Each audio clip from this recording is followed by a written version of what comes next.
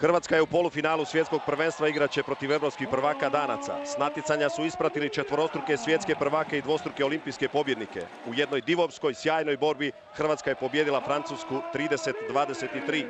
Šokantno je počeo susret za naše. Već u 47. sekundi susreta isključen je zbog prekršaja na Baraševu Drago Vuković. Ali naše to nije uzdrmalo. Francusko vodstvo 2:0 lako su dostigli i od 5. minute stalno vodili do kraja. 4 puta Hrvatska imala 4 pogotka viška u prvom dijelu, ali je malo pala u završnici i Francuska je serijom 3:0 stigla do 13-12.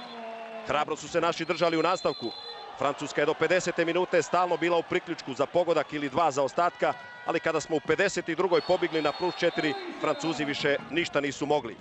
Fantastičan je bio Domagoj Duvnjak, 9 njegovih pogodaka, ništa slabiji Horvat, 5 od 5 realizacija, izvrstan Alilović s 13 obrana. Među Francuzima prvo ime Soraindo, 5 pogodaka. Borili smo se. Bilo je grešaka, a bilo je i puno, mislim, dobrih stvari.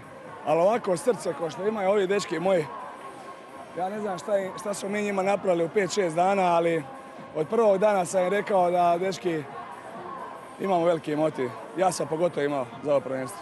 Imali smo jednu malu krizu u drugom poluvremenu gdje sam i došao na 1 razlike, ali uspjeli smo se izvući i na kraju mislim da je više nego zaslužena pobjeda.